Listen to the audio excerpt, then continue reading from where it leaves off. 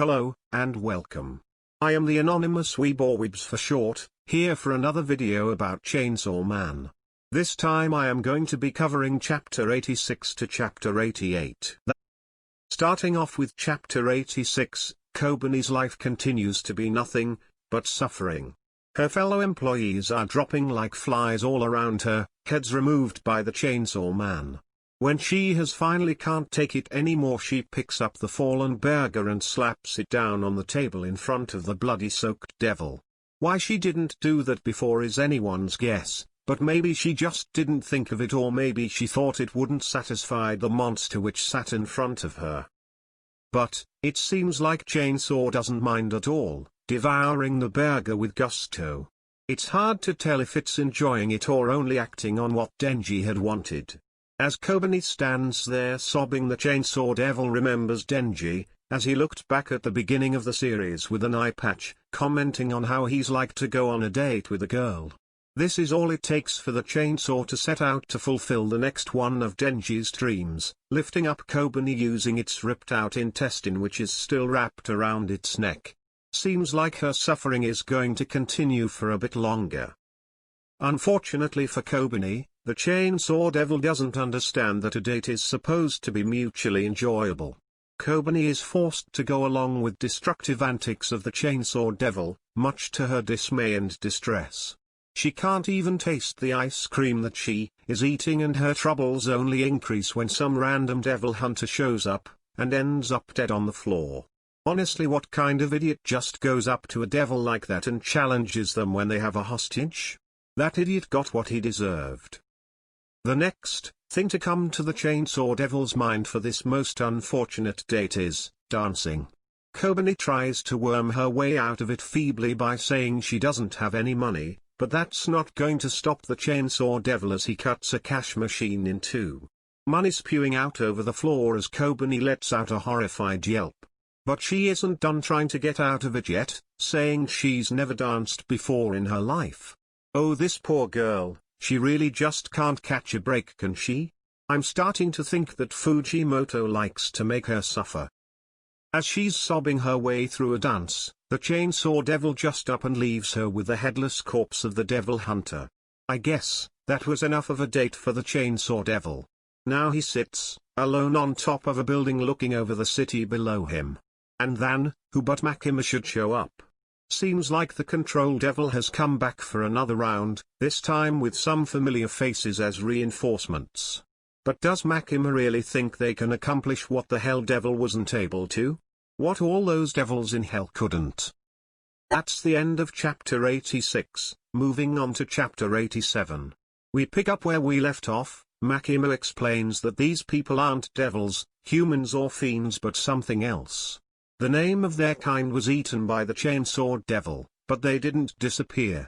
Exceptions among exceptions is what they are, but this does call into question just how far-reaching is the Chainsaw's power. If he ate the human devil, would humans cease to exist, or would the human race become one of these exceptions? Something to think about. Apparently, if Makima is to be believed, the Chainsaw Devil was fighting against them. Fighting against them, and the Four Horsemen of the Apocalypse perhaps? If that's the case, then the Chainsaw Devil is way more terrifying and powerful than we have seen before to fight against devils of that caliber. While according to Makima, the Chainsaw Devil vanished during the middle of the fight. Despite all their searching, they couldn't find him until he had merged with Denji, after he had been transformed beyond recognition.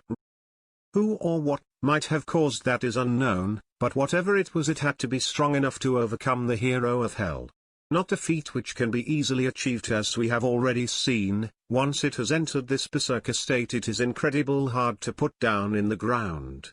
Back to what is actually happening, Makima gives the order for her subordinates to begin the attack. That goes about as well as you might expect.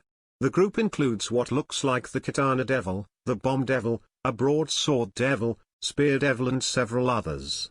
They get utterly decimated. The Katana Devil attempts to blitz him and ends up getting cut into pieces for his efforts. And Makima is standing back calmly smiling as she comments that it doesn't seem winnable. Of course it's not. What are you thinking? When Denji was in charge of the body he was formidable, but with the actual Chainsaw Devil in control he's a complete monster.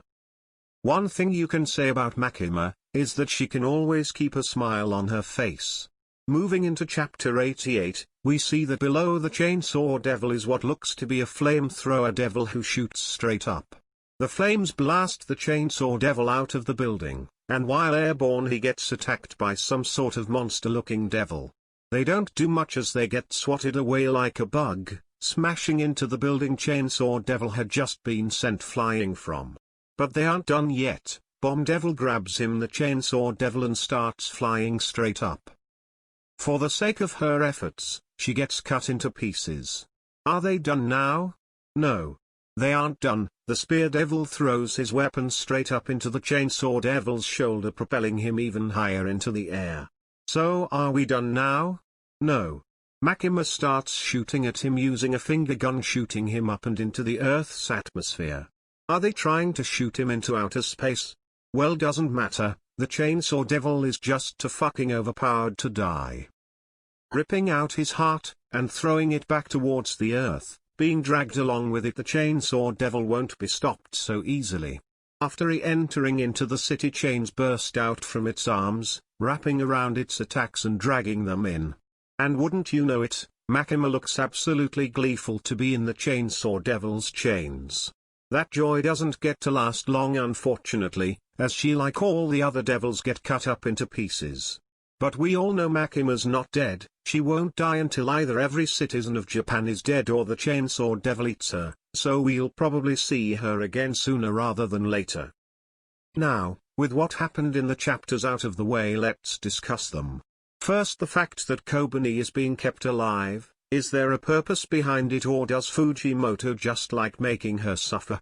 She's been around since near the beginning of the series, and it would be a shame that despite being kept around for so long, she ended up amounting to nothing but a punching bag. I don't know what could be done with her, but this series seems to be able to completely change course from we expect every single chapter. So, having Kobani actually be relevant isn't too much of a stretch in my mind. Next, let's talk about the Four Horsemen. I have wondered since we found out the truth about the Chainsaw Devil's power, if he would be able to consume one of the primordial fears like death. And, apparently he can at the very least fight them. How effective that was, considering he vanished in the middle of the fight, is unknown, but I'd think that from what we have seen so far the Chainsaw Devil could pull out a win, as insane as that sounds to say. The idea that a living chainsaw can defeat the embodiment of death is utterly bonkers, but what isn't in this series truly? And, want to know what is even more bonkers? Something, or someone was able to forcefully pull the Chainsaw Devil from hell or wherever the fight had been happening and injure him enough that he transformed into Pochita. What stands above the Chainsaw Devil and the Four Horsemen? What is the fear which is strong enough that it overcomes all of these things? If there is something like that out there, then Makima might not be the final boss we all think she is. Well, that's all for this quick review of Chainsaw Man chapters 86 to chapter 88. Remember to embrace your weebdom and praise Commander Zen.